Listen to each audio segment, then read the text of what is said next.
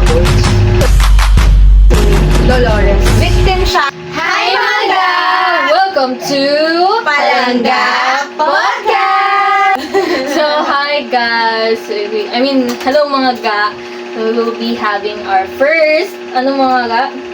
Ano ga? Our Series! Yun! Galing ano? So, ito yung first episode ng ating series. So, before we start, kamusta naman kayo mga ga? Ano mga pinagkabalahan nyo last week? Super nice! Super nice! Parang may character natin. Parang hindi tayo. Parang sobrang liit lang natin. Kaya, ano mga pinagkabalahan Ako chill lang, nood, ganon. Same, ganyan lang. Kahit ang daming Pero kasi maulan kasi, maulan. Pero totoo, maulan. Kaya parang sobrang, manood ng mga movie. Parang sobrang sarap manood ng mga movie. Hindi, nakakatamad ba lumabas? Kasi nga syempre, Totoo. maulan eh. Ikaw, kamusta ka? Tinurukan, magiging meow-meow na ako. Meow! Nawala lang ng pasok, may magiging pusa na. So, ikaw bored na sa paturok na lang ako. Wow! Magiging pusa. Naging pusa. So last week, ano bang ginawa natin? Ay, last week ba yun yung kay Ma'am Jaya, di ba? Yes. Nanood tayo ng Alin Ng Lolita. Yun, no? Yes. Medyo nakaka-intrigue talaga siya, no? Lalo yung character ni Dolores. Dolores. Dolores. Super controversial. Ben, nakakagalit talaga siya. Parang, hindi in fairness talaga, parang unang pa lang nung labas pa lang nung movie. Totoo, gumagano. Ay, nangyayari. Something's wrong. So, Totoo. to give our audience na background, so ano ba patungkol ba sa yung Lolita na pinanood natin kay Mama Chaya? Oh, bro. Sorry. Kumakain kasi Kumakain ako. Pero, uy, ako talaga. Ayun na, gawin na yun. Hindi. So, yung sa Lolita, yung about siya dun kay Humbert, diba? Humbert, Yeah, tapos yes. kay Dolores. Mainly sila yung pinag-uusapan dun sa movie na yun. Na sabing may relationship daw ang minor. At Ilang taon nga si Dolores, no? 14. Tapos nasa mid-40s nga si Humbert. So, yun doon umiikot yung kwento and yung movie na yun is all about dun sa POV ni Humbert. So, kayo, ano yung mga initial reaction yung mga first minutes ng movie? Ako kasi talaga personally gumagano talaga yung nila. Sana Ako na talaga pinagdadrive siya. Bakit ito ko yan? Pinatay niya ba si Dolores? Pero gumagano talaga. Yun talaga yung initial, no? Yun talaga eh. May, Naka-curious talaga ako. Bakit may dugo siya? Bakit pinatay niya ba yun si Dolores? Nagigigil talaga ako niya. Pero nung kalagitnaan na talaga nagigets ko na siya na, okay, ganon. tapos, din, kayo? Ano mga initial reaction niyo? Kasi di ba yung parang first, binigyan agad ng context, yung parang background ni Humbert. So, medyo pero kahit binigyan ng context, which is parang yung about nga sa first love niya, nung siya, kahit na ganun, parang hindi pa rin niya na-justify yung actions na ginawa niya towards kay Dolores. Well, speaking of, parang sa first 10 minutes, pinakita na si Humbert, sabi niya nga, longing sa first love, nung 14 years old siya, and then naman at the same age, si Dolores, longing naman sa father. Yeah. At totoo, parang... Pero sa akin siguro yung pinaka na-highlight sa akin yung POV talaga ng first love niya. Kasi doon nag-start lahat eh. Even though yung body nung... di ba ng first love? Pinanood kasi namin siya sa room. So, ikaw as a student, syempre may mga class talaga tayo, may mga sexy body, ganyan, di ba? So, feeling ko one factor yon na nag-react din ako. Kasi sa first movie, hindi agad ipapakita yung ganong scene. Pero dun sa movie na yon, hinanight talaga yung first love ni Humbert, which is, ayun talaga yung main reason niya kung ba't din siya na-in love kay Lolita. Feeling ko, yun parang sa akin. same sila. Oo, parang nakita niya na mirror Yeah, may ni, tawag doon ni Dolores yung parang physical, nung Aspect, first love niya. yeah. Tapos yung, feeling ko doon talaga yung parang big impact talaga yun sa age. Totoo. Kasi parang, di ba, parang namatay ba yung babae first namatay. love niya? Oo. Cancer. So, parang na-reincarnate sa Totoo. image ni Dolores. Kumbaga. So, feeling niya siguro si Dolores, yun yung, niya, first love niya. Kasi, di ba, Hindi. di ba kasi may binanggit din si Humbert na parang nung namatay yung first love niya is parang namatay din siya. So, Yeah. na-stuck siya dun sa age din na yun. Na in love lang siya dun sa first love niya. Kaya, Saka di ba, kung mapapansin mo, parang si Humbert, ang tanda niya na bago pa siya magkaroon ng Totoo. Saka love, no? Pero wala siyang parang hindi niya yung parang intimate na relationship. Kasi di ba parang siya, scholar daw, something ganun, parang sumusulat ng mga studies. Parang literal na serious boy lang siya na nag-aaral, sulat ganito, ganyan. so, yun. Thank you sa inyong reaction. Reaction! Kasi diba, totoo naman, nakaka-bother naman siyang panahon. So, ano yung mga nakita niyong behavior and also yung, yung behavior towards kay Dolores, ng family, ng friends, ni Humbert mismo, sa POV ni, sabihin natin kay Dolores. Ano yung mga napansin yung behavior? Siguro sa point of view ni Dolores, parang medyo siya, hindi, can I just say na ang gaganda naman outfit ni Dolores talaga. Ayan. Very girly, Totoo, girly. maganda talaga yung Niya, yung age niya, tsaka yung body type niya, hindi mo talaga masasabing 14 years old. Yes.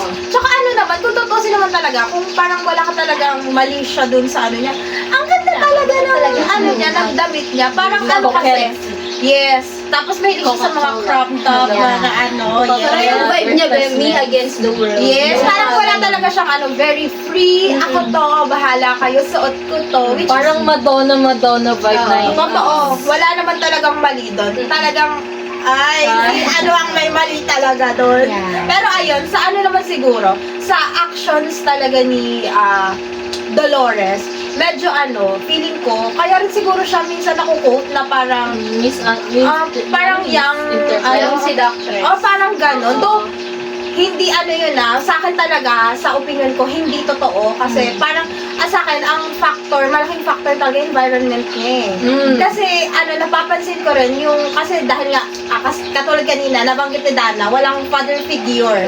So, ang nag-aalaga sa kanya yung mother niya. Tapos si mother niya, parang walang gaanong, sa kanya, limitation na, may ganito tayong visitor. Though, hindi naman pero alam mo yun, yung sa mga ganong part na, wala siyang gaanong limitation. In terms din dun sa mga yung mga poster. yung mga sinasabi. Yes, oo. Meron. Yung mga poster, di ba yung parang yung may mga nagkikiss na mga young na mga celebrity artist. Tapos parang ang partner is medyo older na. So, di ba parang ikaw as a parent, ganong edad, minor ang iyong anak. So, bakit parang hayaan mo na gano'n na mag-view or parang ipopost mo pa dun sa kwarto may mga ganong images. Oo.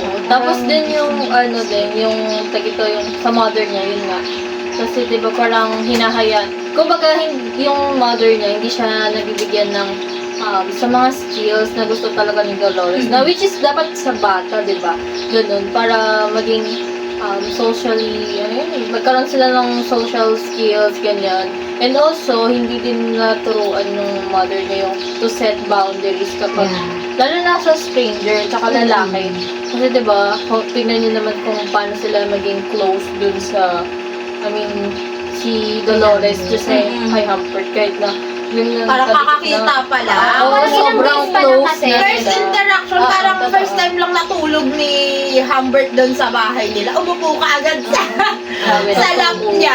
Alam mo, tatay niya ang Diba? Kahit sabihin mo na ganun sa normal ba yun na parang yung bata, naisipan niya na, okay lang pala to na gawin ko. Hindi siya Parang pa rin na talaga. Yung sa mother talaga, medyo doon talaga lang may kakulangan ng Oo. nanay niya sa... Kaya Pag ng mali bata. yung idea na, kasi young seductress. Saka hindi, kung mapapansin nyo, kahit nasa harap niya si Dolores, yung mother niya nag-ayos, Oo, nag-cigarette, uminom ng wine or ng alak, which is para kay Dolores, nina-normalize niya. Kasi nga, as a young katulad kay Dolores, yun yung makikita mo, yun yung parang nagiging model sa'yo. Parang iisipin mo talaga, okay lang pala yun. Pag pinapagalitan siya, sinisigawan lang siya. Alam mo, pag nagtatantrum siya, kung ano nung sinasabi ng mother niya, which is, na-apply ni Dolores. Kaya feeling ko, one factor talaga, or yung biggest factor doon is yung mother niya. Yes. Diba? At saka kung mapapansin mo din, di ba, yung mostly na binabasa o tinitignan ni Dolores is yung mga figure ng mga lalaki o itsura ng mga lalaki, di ba? O yung mga sexy na body ng babae, ng lalaki. Tapos tumatawa-tawa si Dolores, which is dapat tinitignan yun o dapat alam ng mami niya, di ba? Terms talaga parang, sa ano, talaga yun limitation siya. talaga. Oo. Yung na ibinibigay ng mother, Oo. parang sobrang freedom. Na wala nang limitation nga, sabi nga ni Cindy, wala nang limitation. Parang sobra na, sige, gusto mo yan, gusto mo makakita niyan, sige. Go, gano'n. Oo. Eh kung totoo, di ba yung mga magazine, may ano yan Oo, parang may totoo. mga... Or rated, Oo, kung sino na talaga yung pwede plus, makakita. yun. Pero siya tingnan Age mo, appropriate. may access siya sa mga Totoo. ganong klaseng images. Hinahayaan kasi siya yun. Totoo. Yung one factor. So, ano niya yun, parang yun yung talagang trip niya na Parang babasahin naging habits niya kasi. Oo, yun. Mahilig talaga siya sa ganun. Pero kasi yung content is hindi talaga appropriate sa age pa niya. No? Kasi pa-adult na siya. Kaya yun, feeling ko big factor din yun. Masyado rin siguro talaga siyang naging curious. Kasi yung mga nakikita niya talaga mismo, yung mga nakikita niya parang siguro na na-trigger yung curiosity niya. Ay, baka okay lang to, na ano lang. Kasi sa magazine naman, ganito yung nakikita ko eh. Totoo. Totoo. So why not ako rin? Oo. Tsaka wala siyang pinagkakabalan sa buhay. So, ano pang gagawin niya? Di maglakot siya, magbulakobol. Edi kung pinayatan lang siya ng nanay niya mag-dance lesson. Actually, mahilig na siya sumayaw. no?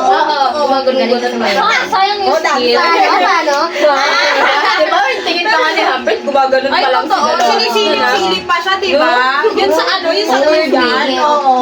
Tita, normal Doon lang. pa lang sa part na yun, isipin mo magkatabi sila ni Dolores, tapos yung mother niya sa gilid. Tapos sobrang touchy talaga ni, nakikita yun ng mother niya. So ikaw, bakit hindi ka mag-react sa mother niya? Paano ka naman close yun? Di mo naman Ano yan? Or siguro kasi baka dahil sabi natin iba yung ano nila doon, culture, pero hindi pa rin eh. Hindi mo rin pwede sabihin sa suot ni Dolores kasi normally, kung wala namang bawal suotin sa ibang country. So kahit ganun yung age mo, hindi mo naman din pwedeng sabihin na, ay sobrang laswa ng suot mo, hindi pwede yan, baby ka pa. Walang ganon. So parang feeling ko, yun talaga focus sa mother. Mother talaga, kung paano siya palakihin, kung paano siya tinuruan, which is hindi nga niya na-feel talaga ng todo. Kaya siguro, ako na lang mag-aasikaso kung sa bakit ako curious. Ako na lang mag-aalam, ganun. Gusto niya mag-explore kasi hindi nga maturo sa kanya ng mother niya. Tsaka yun nga, yun nabanggit ni Dana kanina, yung sa father figure talaga. Yun talaga. Siguro parang hindi niya alam siguro kung paano magbe-behave kasi parang first time sa life niya, Oo, may parang tatay, ano yan, paano ako magbe-behave parang in front sa kanya. Siguro dun din siya na which is parang Yung pagkasabik over niya, na no? yung Oo. ibang talaga. boundary. iba yung pagkakaano niya. So parang both talaga siya. Yun sa environment, yun sa mother, and also dun sa hindi nag-exist na tatay. So parang, Hindi na. yes. May kasi wala daddy siya, issues. diba? Then, iisip pa na siya. So, the next question is, ano yung impact ng character ni Dolores? Ano yung impact ng character ni Dolores sa tingin mo? Tapos din kung paano naka-impact siguro sa society, at especially sa young women. Sa inyo, ano yung sa tingin mo impact ng movie niya? Feeling ko nabuhay yung mga boys. Totoo. Yung? Sa bagay. Mga boys? Totoo. Kasi hindi lang sa Asian context, pati na rin sa iba. Noong mga panahon na yun, di ba, yung mga lalaki, mas malalaki yung role nila kaysa sa mga babae. So, feeling nila, pati sa mga ganong bagay is, ano sila, mas ahead sila, mas kaya nila, and then, mas masculine sila kapag yung mga girls na nakuha nila is mas bata. Which is very wrong kasi yung context naman sino namang batang pato sa kanila. Tsaka madali kasi daw parang ma-take advantage. Tsaka yung, ayun nga, parang in terms sa pagka-underage ni Dolores, parang sobrang tuloy na, parang fantasize yung ganung na, pag mas bata, Mas fresh. yes, mas maraming parang Oo. pag inano siya sa context naman ng movie industry, parang mo yun, masyado silang naging in demand na yung mga bata para ganitong genre ng movie, tapos ganitong character, ganitong edad ng character, ganong type ng babae. Tsaka parang mas satisfaction lang ng male artist or male na mga lalaki yung nagiging tawag dito focus ng movie ng mga moving ganun. So hindi ko parang doon parang medyo unfair na paano naman doon sa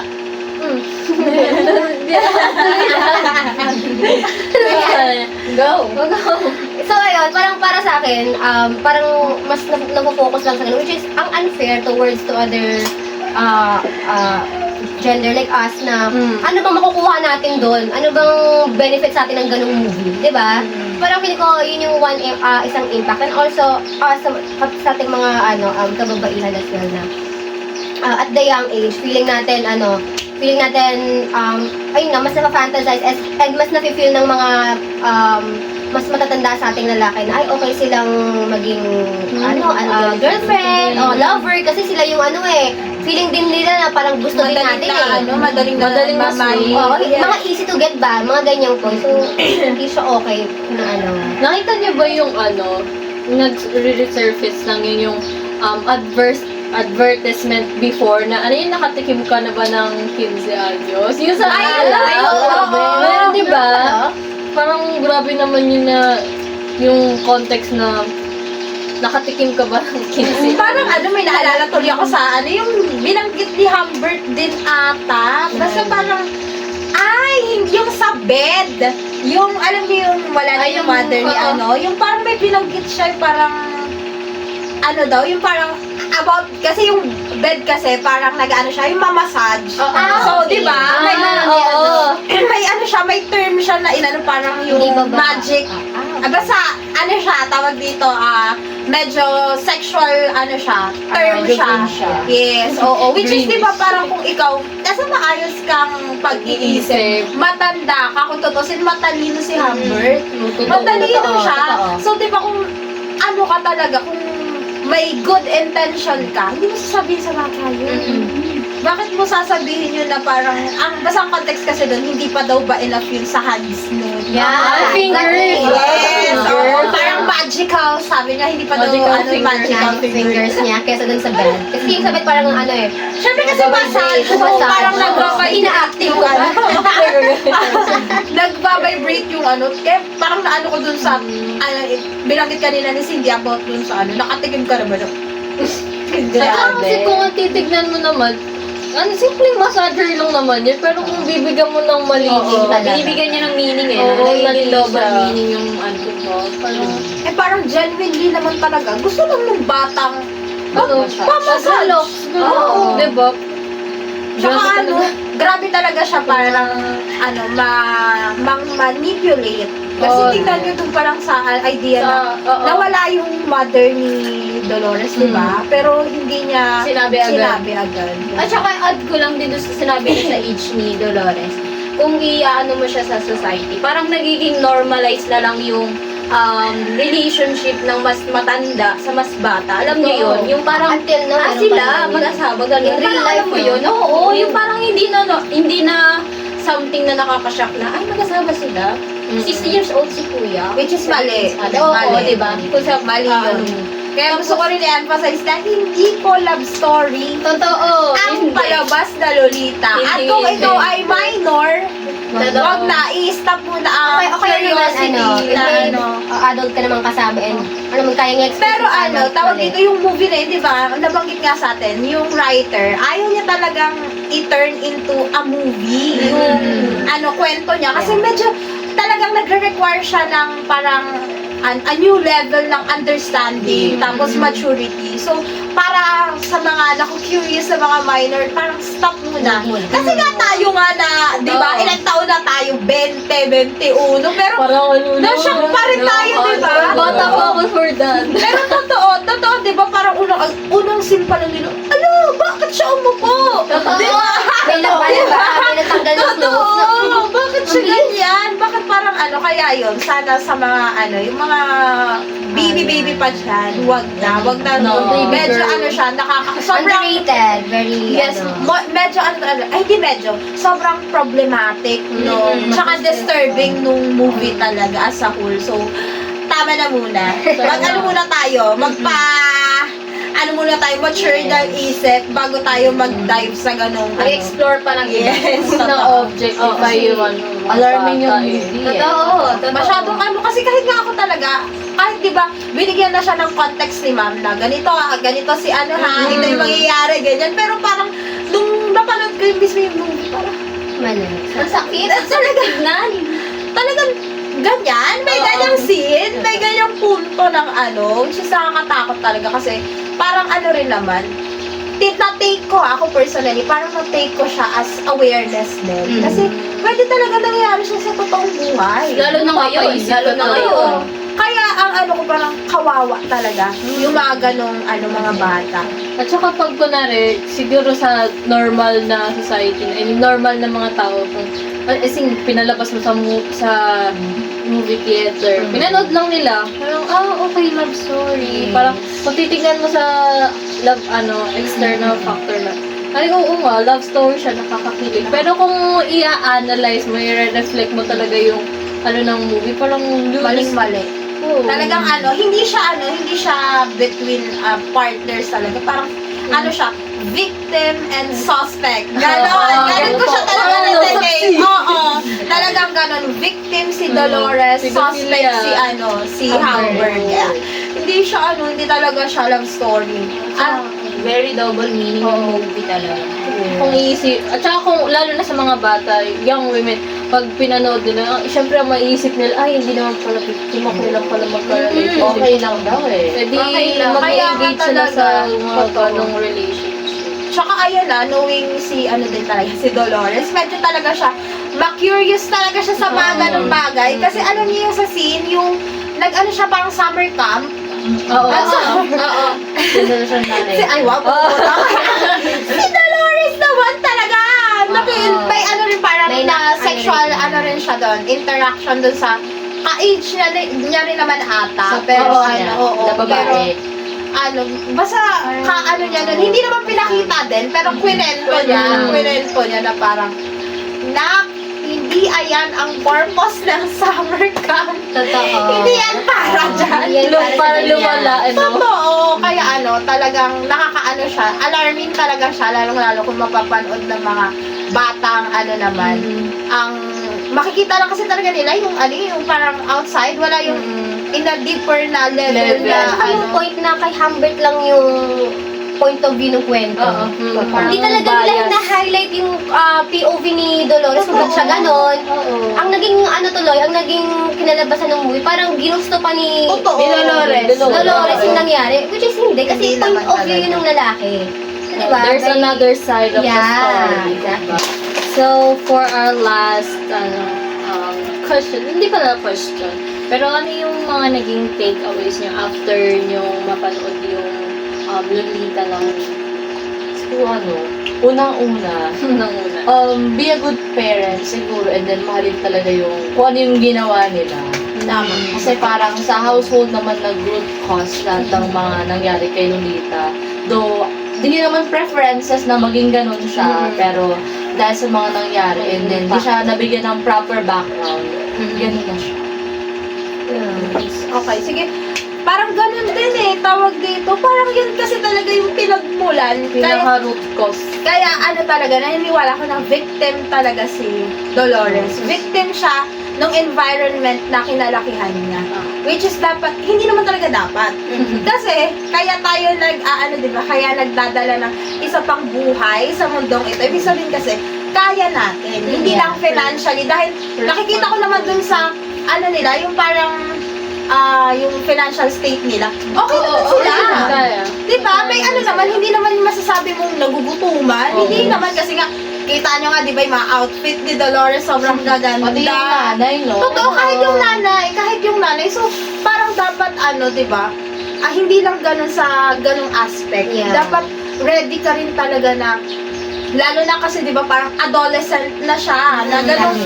Which is, di ba, lagi natin inaaral, sobrang, curious talaga sila sa point Yan yung na mga yun. part na Kasi yun. nalilito sila eh, ano ba ako? Kid ba ako? Or adult ba ako? Nandun siya between. Very Nasa critical bit, na oo, stage kaya na yun. kailangan talaga, malaki talaga yung role and impact ng parent. Which is, siguro mahirap dun sa part ng mother ni Dolores kasi mag-isa lang siya. So, Single mother. totoo, ang mangyayari parang dalawa yung pupunan niya. So, siguro naging din yun. Pero ayun, yun, para sa akin yun yung pinaka, parang tumatak sa akin na parang be a good parent. Maging, po tayo, responsable sa kung ano man yung ginawa natin dahil hindi naman hiniling yan. Na Gawin niyo ako, mabuhay gawin sa niyo ako. mundo. Hindi naman ganon. Siguro sa akin, somehow, sa point of view din ni Dolores, like, obsession can be destructive. Kasi kung mapapansin ninyo, naging obsessed din si Dolores when it comes to intimate relationship. Lalo As sa well mga as- older. Yeah, and as well as to Humbert, which is Mga nakaka-apekto dun sa mga nasa paligid nila. Katulad dun sa mother. Bakit namatay yung mother? Kasi yun naman talaga yung goal ng guy eh, na mawala yung mother. Sa point of view naman ni Dolores, kailangan niya ng pera.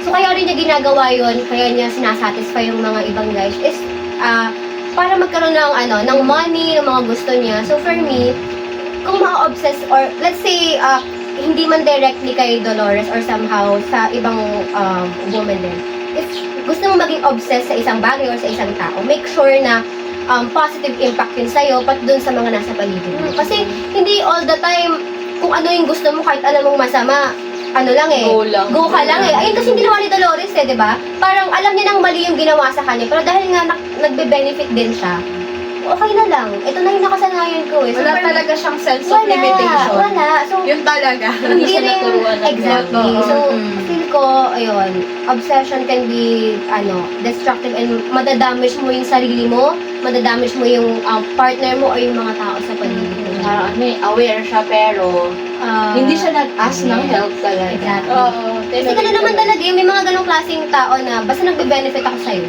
Kahit malito.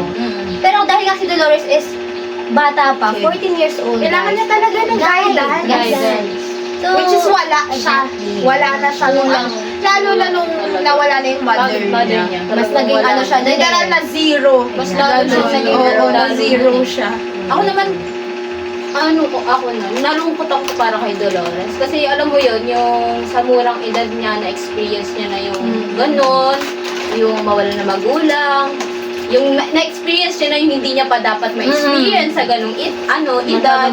Tapos nasasad ako kasi yung exploration niya nga na hindi dapat tama, na yung curiosity niya hindi rin dapat tama sa edad niya.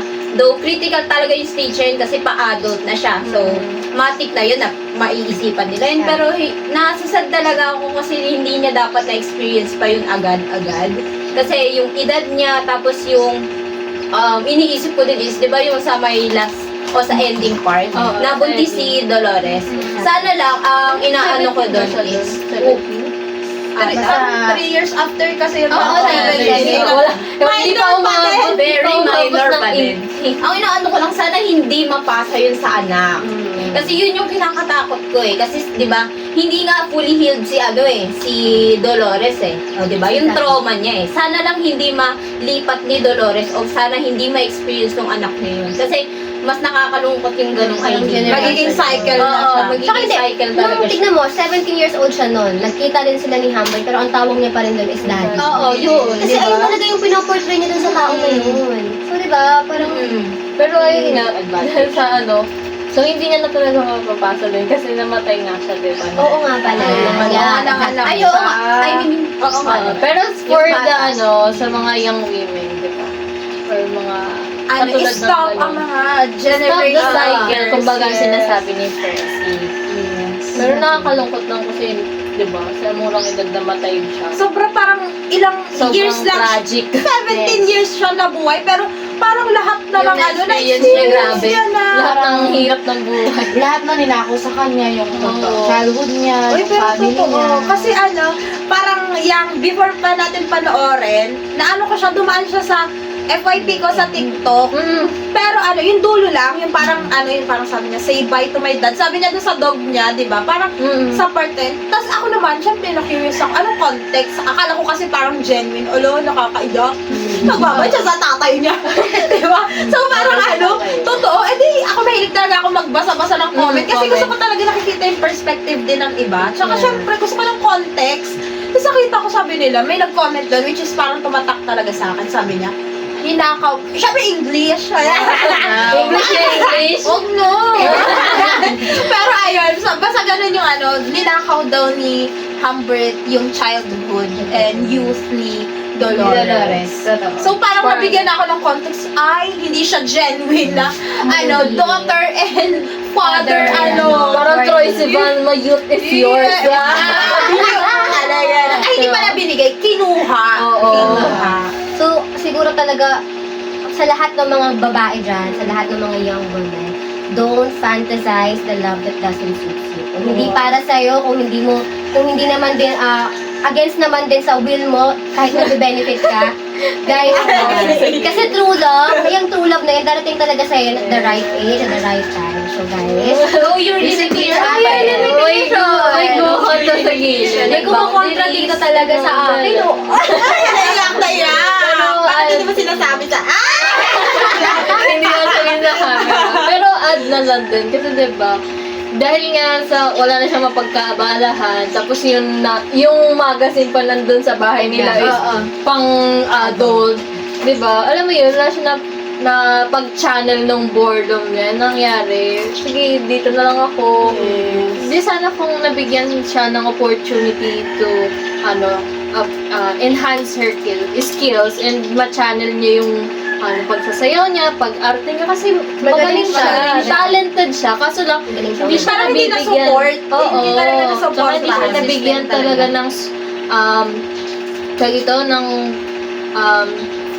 wala. Hindi siya nabigyan ng opportunity na mag-grab yung mga Saka ganung explore yung mga bagay. ganong ano. Oo. Nag-explore siya sa ano. Other side, Ay, na-advance bagay. yung na-explore niya.